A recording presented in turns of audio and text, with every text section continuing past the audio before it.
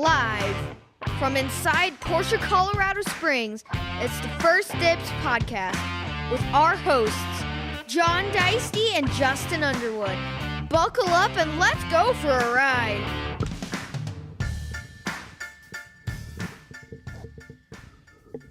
Hey. Hey. Here we are, Friday night. That's right. Welcome back to the First Dibs podcast from inside Porsche Colorado Springs. It's my anniversary. Hey, happy anniversary, Lauren. Yep. As I think we've said on the show, I got gay married in Hawaii on January 11th.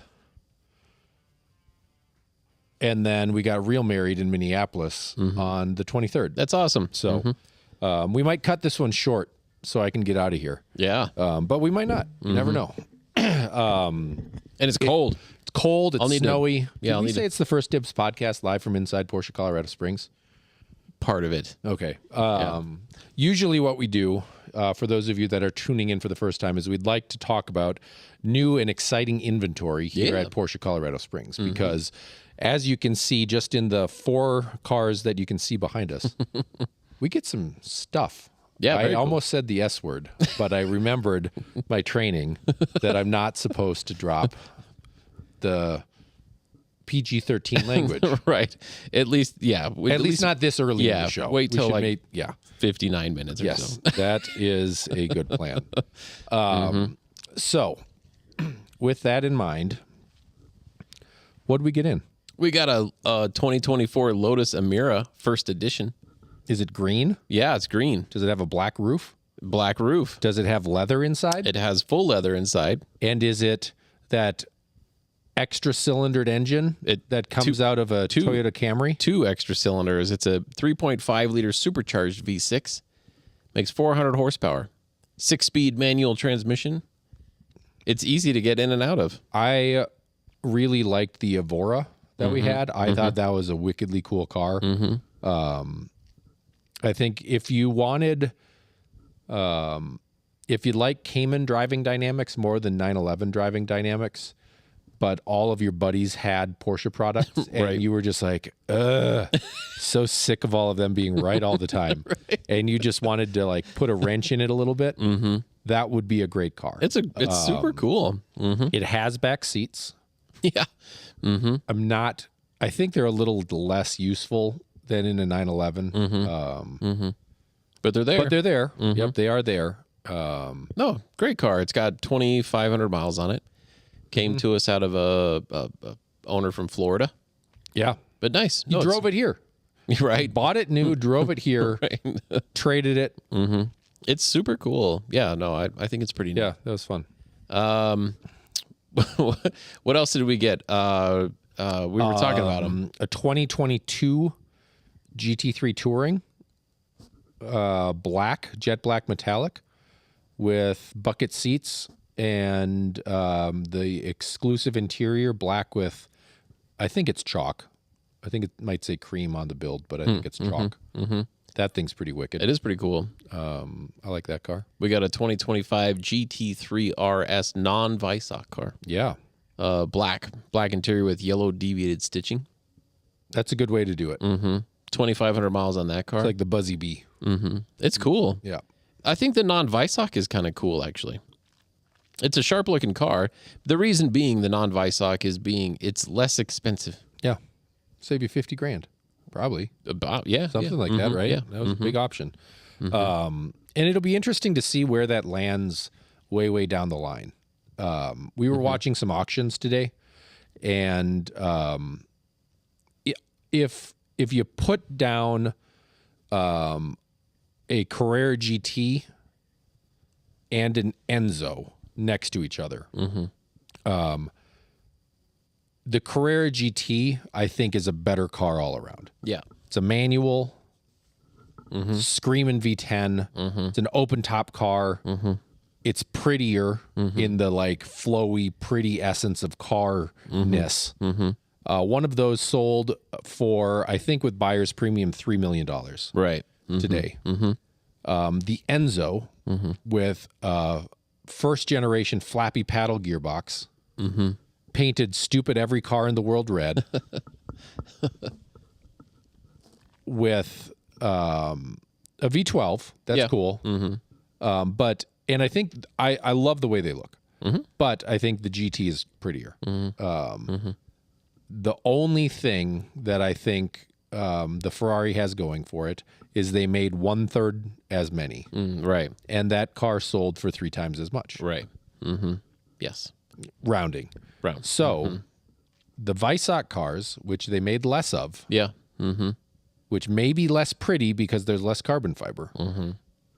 Who knows? Yeah. Maybe down the road, that's the one.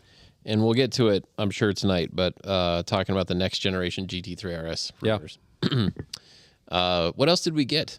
Mini Cooper. That's right, a John Cooper Works Mini Cooper. yeah, 2-door. Yeah, 2024, I think, is the year of it. That sounds I think fun. it also has around 2,500 miles, if I'm not mistaken. That looks like a pretty cool little sporty fun car. Yeah, I like those.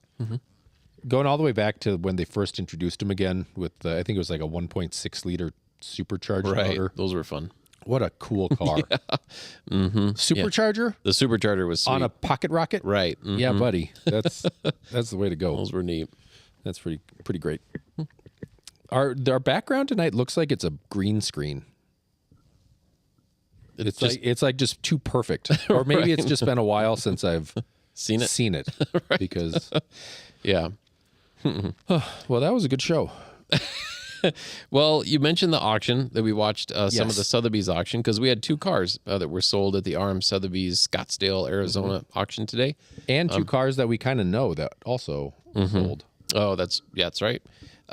We sold our 1966 911, the super original car. That's got a new home, and then we also sold the light ivory 1964 356 SC. I didn't see where that one went. It was way towards the end of the auction. Yeah. How did it do? It did fine. I think it did okay. I mean, obviously, we're in sales. More would be better, but no, I mean, I'm sure they found good homes that appreciate the cars as much as we have, and it's fun to be participants with all that stuff. So anyway, both of those cars are gone. They were here for a little while, so if you're familiar with them, you had your chance, and but now they've moved on. And then, but yeah, no, watching some of those auction results, I thought the auction had a fairly decent day. I thought their estimated, sale marks, if you will, they were, I mean, I think Sotheby's did a pretty good job. I do too. The stuff I was watching, I think they were pretty on in their estimates. A couple cars went a little low, but the Enzo went for like over $1 million over the high estimate. Yeah. There was one car that was a little bit. Oh, you just passed it. There's a Fit for a King. It's the third one over on that bottom row right there. They were estimating 350,000, sold for 80 grand. Huh. I mean, the car belonged to a museum at one point. It's in LA, but that did not get it done. Yeah, Is that one, on the roof at the Peterson?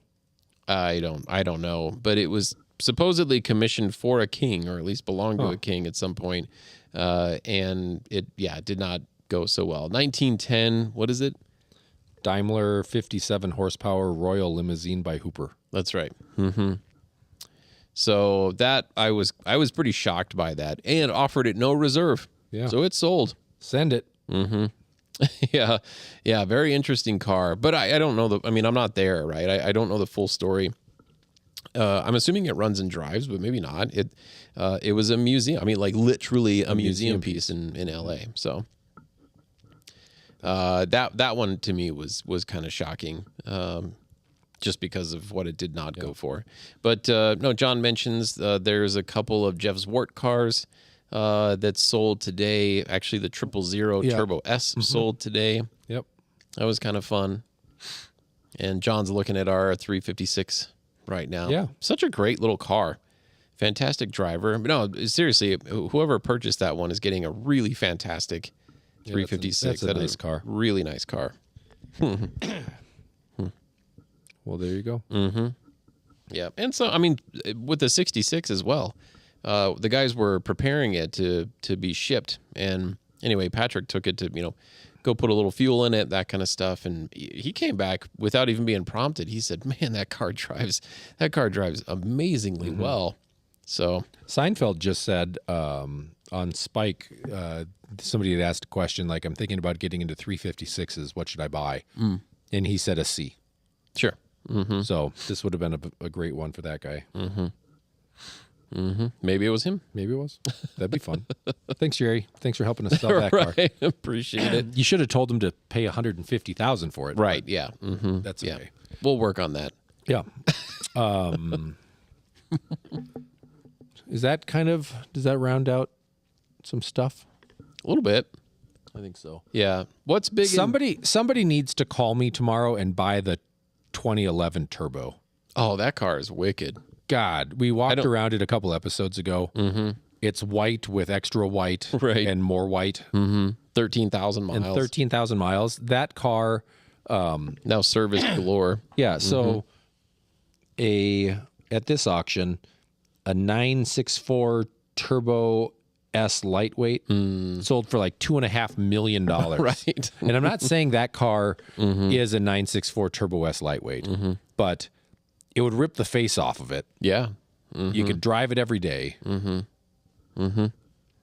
All good points. Yeah. Man, So that car. I should change the price to $2.5 million. That would get some attention. Right. Yeah. Yeah. I might have to change the price on our GT3 RSs that we have. Yeah. I think there's interesting news afoot. And I'm torn as to if it's real news or if somebody just got a number wrong. Whatever. I love the headline. Yeah. But what we're talking about is that, was it yesterday? Yeah. Yesterday. Yesterday, yeah, there was an article released, spy shots of the 2027 GT3 RS being turbocharged. Yep. Bless you. Excuse me. That is a game changer. That is. And, in Porsche world, a GT3 is naturally aspirated. A GT2 is turbocharged. So if the new GT3 is now turbocharged, that's weird.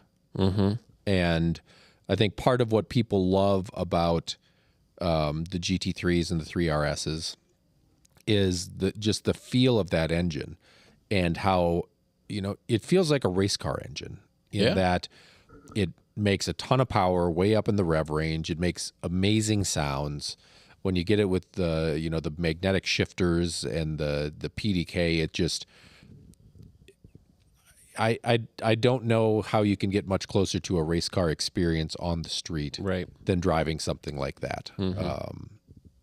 Incredibly responsive and fun. And a lot of that, I think, is due to that, 9,000 RPM red line.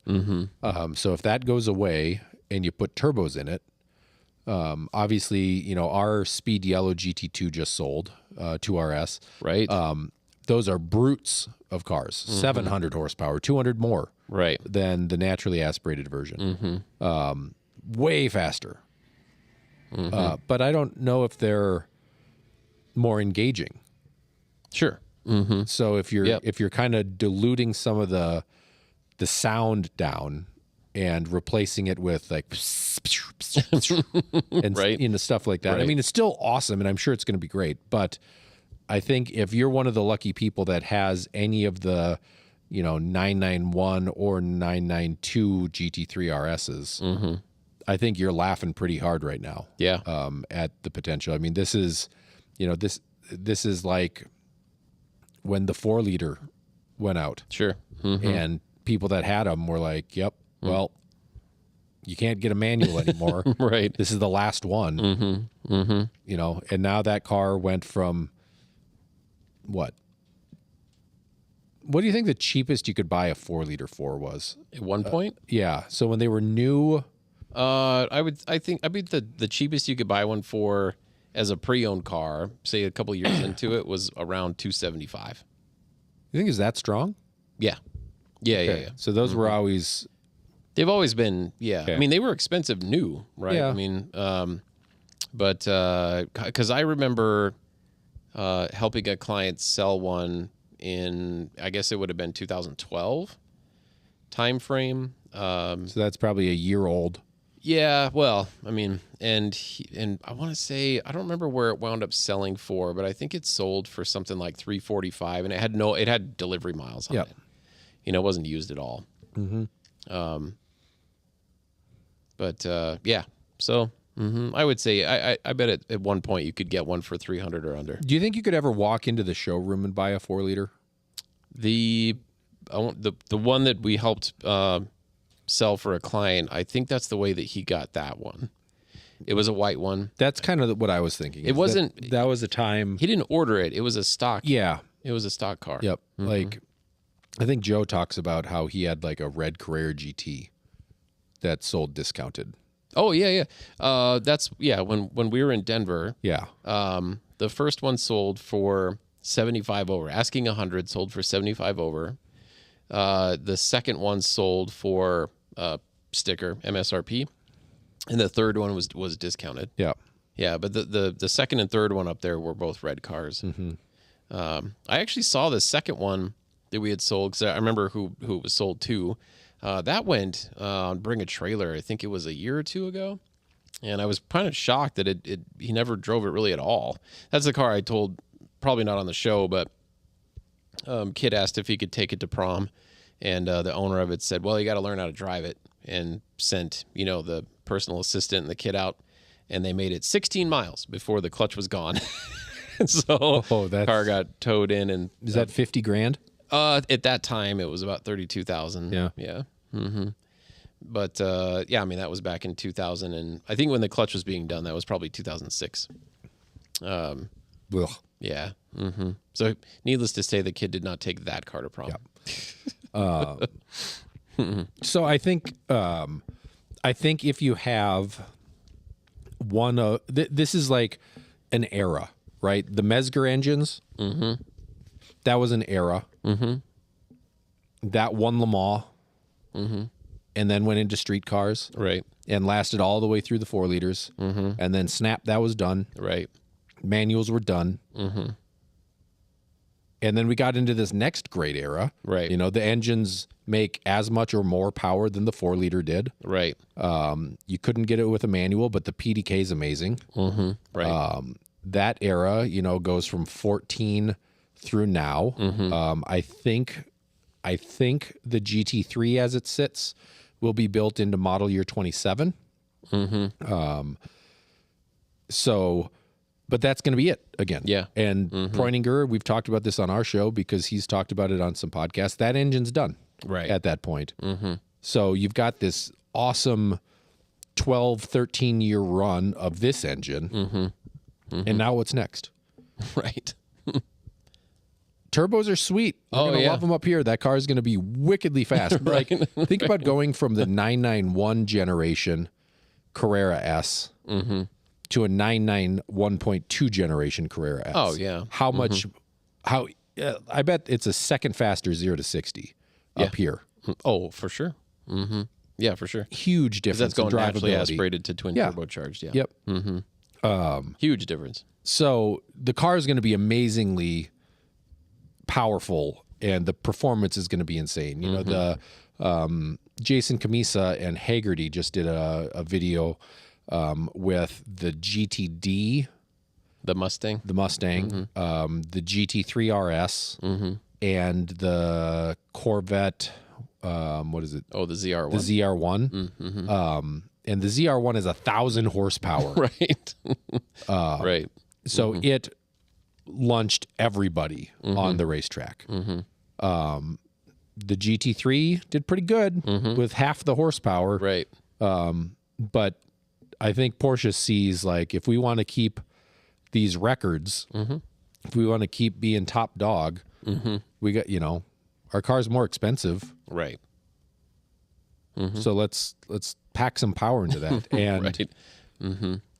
you've kind of run out of, so the GT3R Rennsport, Oh, full sure. race prepped thing, probably has a 50-hour engine rebuild, something like that. 620 horsepower Right. from a 4.2, Yeah. I think was the number. I think so. So if that's a race engine and that's all you can get, we're bumping into the end. So pack some blowers on it, Right. put a little huffer on it. Right. I think that's what Paul Newman said when he sold David Letterman on doing a Volvo 940 Right. with a Corvette, or I think at that point it was a Mustang engine, a Mustang 5-liter. And he said, "Well, Dave, do you want a huffer on it?" And Dave said, "Well, yeah, of course I do. Did you get one?" "Well, yeah, I want one." Yeah, so let's put a couple huffers on the back of that thing and put some snails out back. I like it. But the question to me is that the GT3 RS or is that the new GT2 RS? Yeah, that's the question I've got. I mean, some of the key points that you were picking on in the photos of the car, Yep. those are pretty big points. I mean, the photos have center exhaust. That's a Yep. big one. That's a GT3. That's a thing, GT3. not a GT2 thing. Even the 997 GT2 had dual outside exits. Yeah, because that was full titanium exhaust. And the 993 GT2 that we had with the it rang like a bell when you were trying to start it. right. That had wide set Yeah. exhaust. So to me, that's kind of part of it. But in the shots, there's a couple little holes in the diffuser that are deep and wide set that could be either like blow off exhaust or maybe they're just disguising where the actual exhaust exit is, and they're gonna, because in the 991 GT2, the exhaust was just a showpiece, Right. and the muffler was inset from there, Right. and that's where the air actually came out. Right, so right. They might just be disguising it. They could be being a little sneaky. Could be sneaky guys. Right. Either way, the thing looks pretty wicked. Yeah. I mean, it'll be awesome. Yeah, I think if it's a GT2 RS, I don't think there's a new GT3 RS. Right. And if it's a GT3 RS, then oh my God, what's the GT2 RS going to be? Oh, yeah. Hybrids, Yeah. Well, as in, hybrid turbos. yeah, I would think so. Yep. Maybe skip the hybrid engine, Right. the hybrid motor, Yeah, to that save works that great. weight. Yes. Yeah, because it feels like for the other kind of supercars out there that have the hybrid motors, they're not really loving it. I mean, they like it for the power aspect of it, but the Yeah. weight, like you mentioned, the weight, it's quite tremendous. Even the prototype LaFerrari or whatever that we saw sell today Yeah. had no electric power plant stuff in it, just looks. That would have been interesting. So, no, I think those are really good points. But I love the headline, the GT3 RS turbocharged, because, yes, I think with the last of its kind, if our guards red one and now our black one sitting Yep. here are the last of their kind, that's going to be something very, very special. Yep. So every day that we get further from today, that car's more special. Seems like it. Yeah. So, we'll find What would you buy from the PDK, the 991 and forward GT3 or RS? Would you get a 16 RS, 19 RS, 18 touring?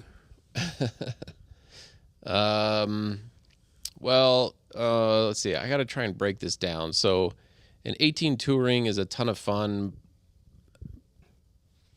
You got to be in the pipe, right, to drive that car. And meaning you got to be high revs in order to really kind of experience that car. And I'm not saying you got to drive it 100 miles an hour plus everywhere. It's just, to me, it feels like to really kind of get moving along, you've got to be. Yeah, it makes all of its power. All of these cars are like 6,000 to 9,000 RPM cars. Yeah, you just got to be up there. And in first gear, that's probably what 9,000 RPM is 50 miles an hour. Yeah, maybe. And then as far as the RS version go, and I'm just talking out loud, breaking this down. The RS versions, I would do the second generation 991 RS version between the two, because I feel like the 2016 is an on-off switch. There's no in between. So you're either just kind of like putzing around or you're just getting on it, and there's no it's a little bit more challenging to do some kind of everyday city driving with that car, unless you just want to drive fast, and that's okay. That's So that's like cool. the transmission There's just something. feel, I think, Yeah. There's got something there. updated where Well, in the second gen engine, there's some pretty good differences, I think, made there. But it just feels like the second gen 991 is just a little bit user friendly for kind of some everyday type driving. I don't have enough time in the new, current GT3 RS. However, the feedback that I get from customers that have them and drive them love it. Yeah. They absolutely love it. And they say it's way more compliant than you would ever imagine. When you approach the car, you don't think it's a street car. I mean, it looks like Yeah, it's it's a a race track car. Yeah. dedicated car. However, with all the crazy suspension settings and things, and whether you want to set it up or just leave it in all default, I mean, I haven't heard anyone say that it doesn't drive well. So, I mean, that's, in the little bit of time that I've had in one, yeah, I could see that. It's not, it doesn't hurt your kidneys, going over rocks in the road, that kind of stuff. So, I guess based on some feedback, in the generation that you describe, I'd probably go with the current RS. okay. I would take. We had, when I started, a white with lava orange wheel Yeah. RS 2016. 2016 RS. I will take that car and I will pay up for it. I'll pay $275 for that car. That was a lot of custom tailoring Yeah. in that car. Yep, that was. But I think 275 is probably a real number. Sure. For that, if it's a very, very low mile car to this day. And I will also have a wing manual 991.2. Okay. Yeah. So 2018. Yeah, and I think you can. I think I'll get one of those for $200,000. It'll be a little bit miley. Yeah. It's pretty shocking what that generation of car is doing on the resale. Yeah, the Tourings are untouchable. Right. Yeah. I mean, like the orange Touring that we have, the brand new paint to sample, current generation 992.2 stunning car. That's $400,000. If you had a delivery mile 2018 Touring, also in paint to sample, Gulf orange, maybe you save $50,000. Maybe.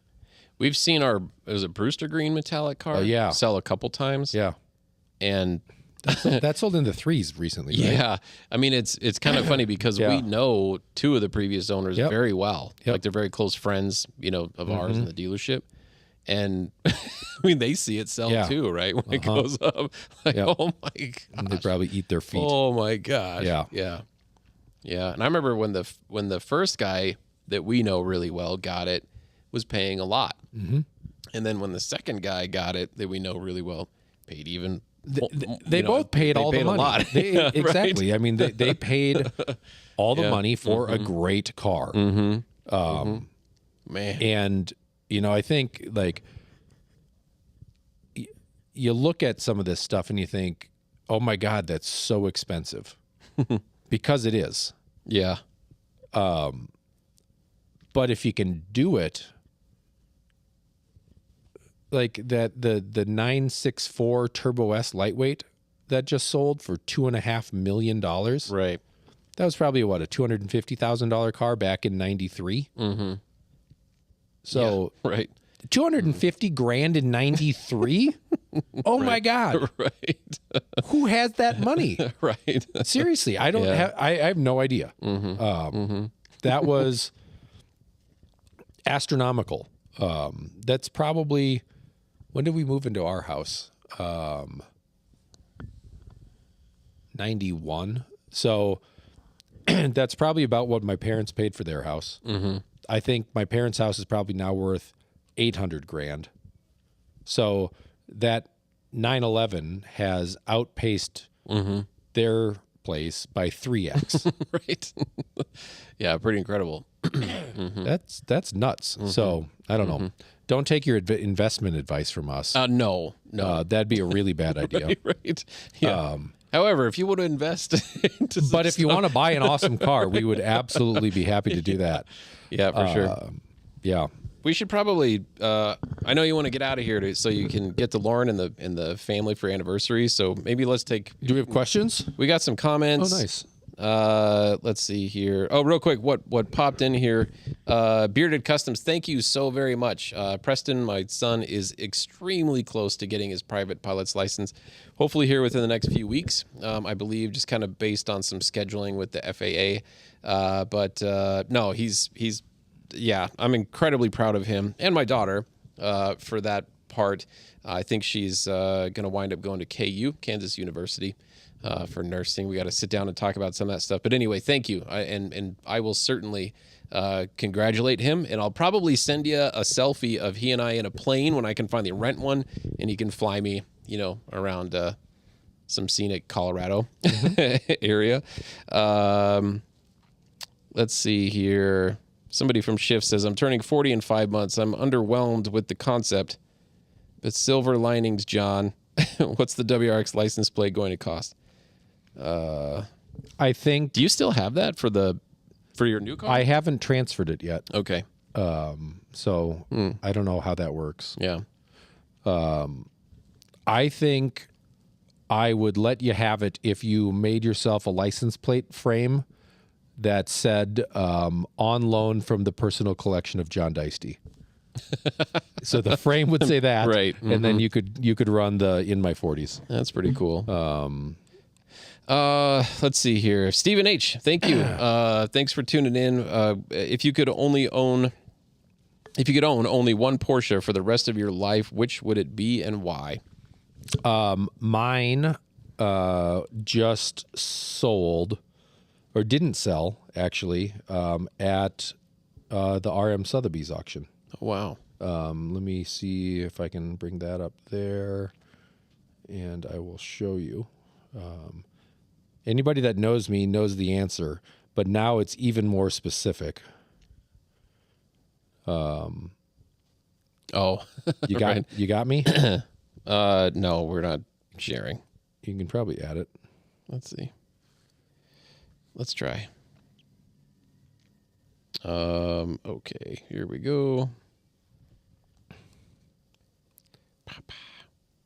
Come on.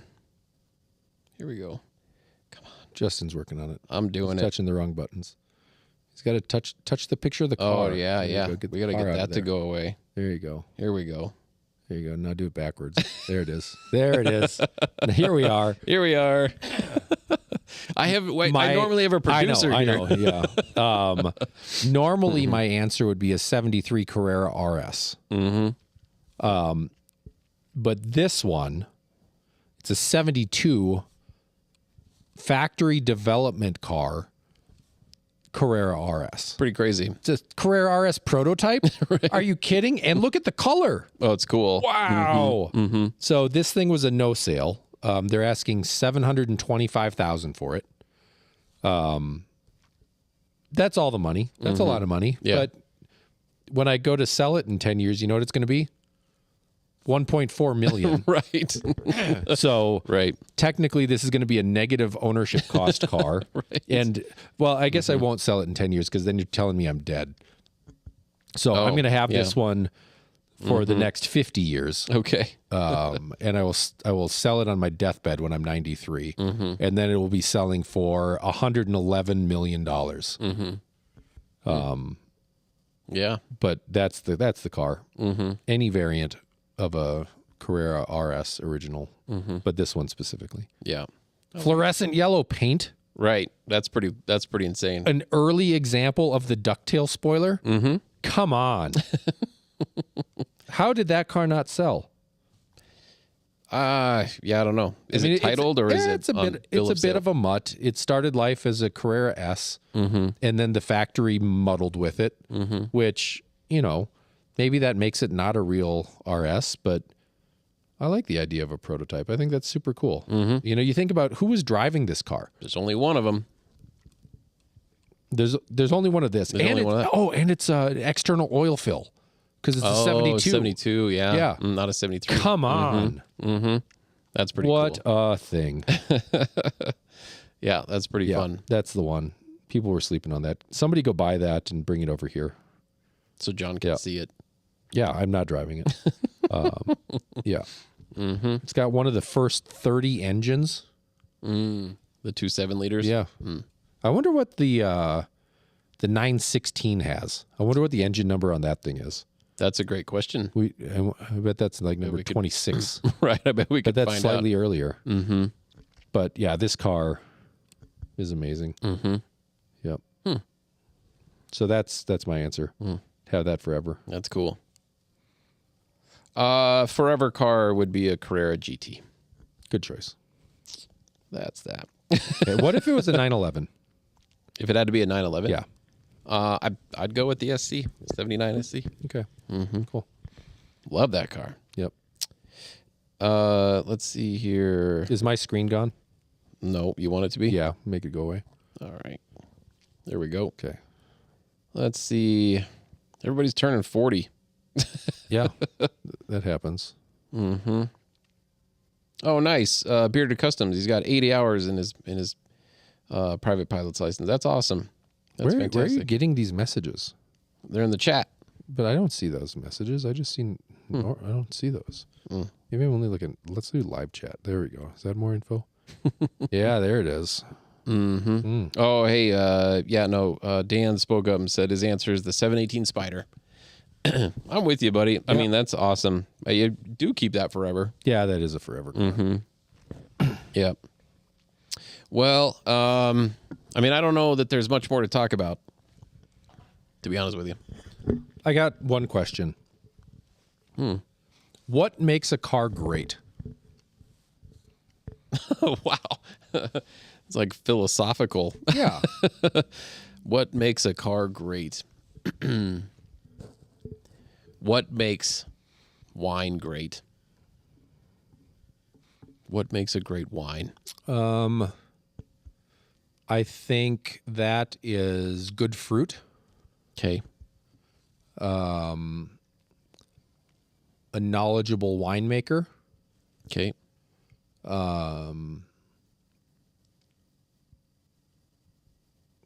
and I think the good fruit side of things is probably like region dependent and season dependent, like weather, right? You could have, some grapes like it tough.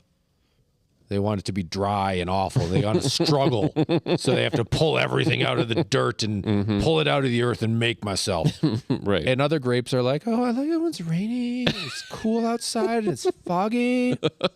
This is so pretty. And I just love it when it's just cool.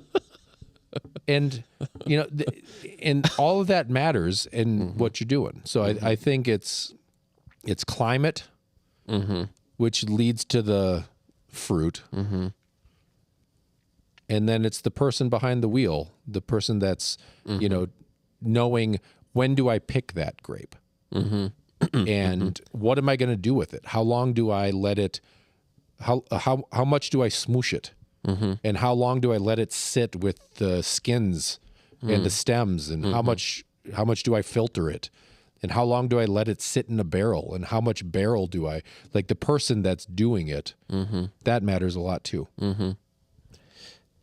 So if you didn't pick up on it, there's my analogy for that is there's a couple different ways that I would look at it as far as what makes a great car, what makes a great wine. It's the bones, right? Where does it come from? What is its history? What's the experience of the people that have anything to do with it?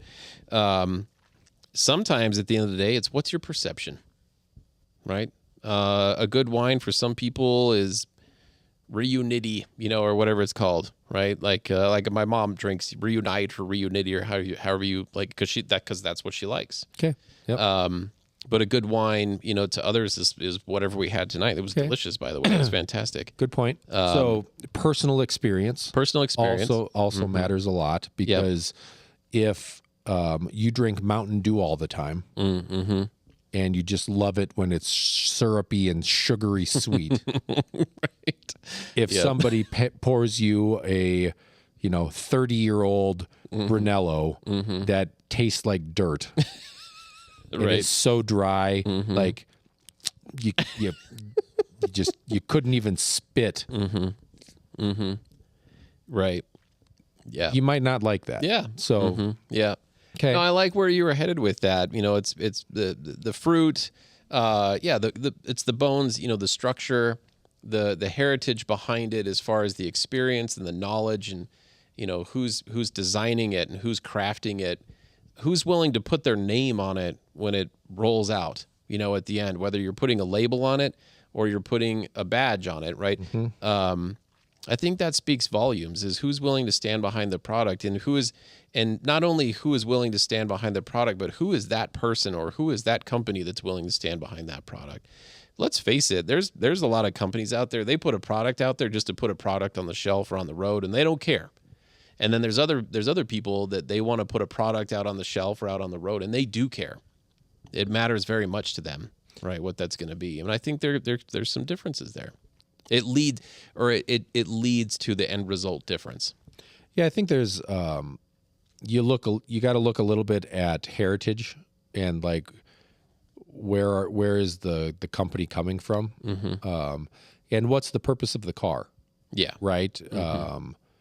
Some cars are just meant to be transportation, and if they're just trying to be cheap transportation, where I'm going to sell cheap now, I'm going to be cheap to run, and I'm going to run for 200,000 miles, and I'm just going to be cheaper and cheaper and cheaper.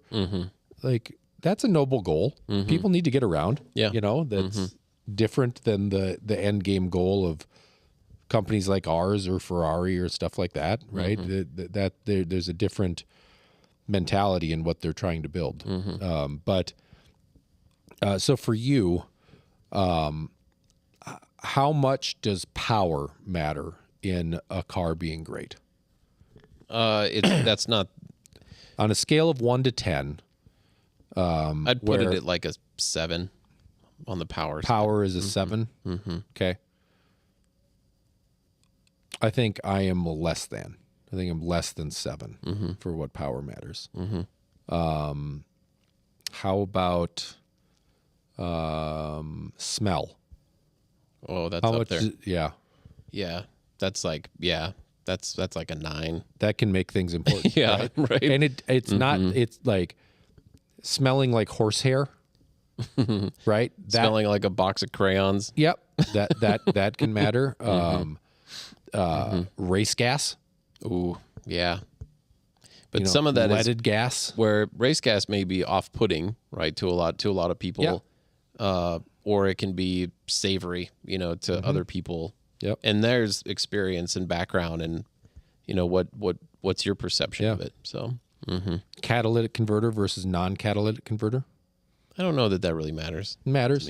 Matters to me. I don't mean but I mean in terms of smell. Oh, for sure. That totally changes. Oh, the yeah, world. yeah. Sound. Sound's a good one. I think sound's very important. I don't know. I'd probably put that at like an 8.5. Yeah, I'm 9-10. Yeah. Sound is actually pretty. Sound really matters. Sounds pretty good. 2003 Carrera 4S that's going through the shop. It's all factory. It's never been modified. It's all stock. That generation of Carrera 4S has a distinct sound to it that I personally feel is one of the best sounding cars ever. Third gear, fourth gear. That car at like 3,000 RPM on throttle, full load. That's Even just startup. yeah. It just has a gurgle, and Those are- it's. They do have a different gurgle. You're right. It's like the 996 generation altogether. I think the 99 the 4S's are kind of exemplary for it, but they have a different noise to them. That's not like the 997's got a little bit more precise, maybe. and a little more muted. Right. And the 993s were just that kind of last remnant of the original. Yeah. So the 996 lives in this interesting spot, but it's got like a pop to it. That's quite nice. So good job. Should we come back to it later? Yeah. What makes a car great? Yeah, and to touch on the point of what makes a car great, ironic is a little bit before the show tonight, James and I were having a conversation down in the new car building, and he listened to a podcast that I'm not sure exactly why he tuned into it, but what it turned out being about was diamonds, but what the conversation was actually about is what is value, and where does it come from, and what it turned into was like a history lesson on diamonds. Yeah. And that brings kind of an interesting point to exactly what we do is what is value and what builds it, what maintains it, what takes away from it. It's the 4 C's. The 4 C's. Yeah. I'm used to a 3C delivery. Oh, it's clarity, cut, Diamonds. color, and Carrot. carrot. Yeah. Yeah, exactly. How big it is. Yeah. Right. Yeah. So I don't Yeah. know what the order is. I'm not a diamond dude. So I think that's good conversation. I think Yeah. it's good topic, stuff that we could certainly build on. So I think that's a good topic for tomorrow at our sales meeting because, we are diamond cutters. Do you know what I mean? yeah. Like there's a car behind me that's a 2019 911 Turbo S Cabriolet that is absolutely magic. Yes. Right. In every way. And it's got a little bit of a smack up underneath in the front. Had one. And if you cut that car to show off the imperfection, the inclusion in it, I don't know that a normal person would find it. no, they wouldn't. Exactly. So this is Right. an S1. Oh, right, Slight right. inclusion. SI. It's an SI1. Yeah. Right? Where if a normal person that has corrective lenses looks at it, that's a perfect diamond. Right. But if me, as a diamond cutter, Right. knows that there's an inclusion right there, Yep. and I can cut it kind of right where that goes away a little bit, now There you go. now whoever buys it is happier with the thing. Absolutely. So we are the people that are taking these cars and shaping them for the world and saying, this is a good one, this is a bad one. This one's worth it. I can Look at get the on pretty color. I can get on that. Anyway, for all the inside baseball, I'm going to go home and pop some champagne with my wife. Yes. Thank you all for tuning in. Yes. We'll be back next week. Also, to all my friends in Minneapolis, thank you for doing all your shit. There, I threw it out there. S-bomb. Right at the end. Right at the end. So for the First Dibs podcast, inside Porsche Colorado Springs.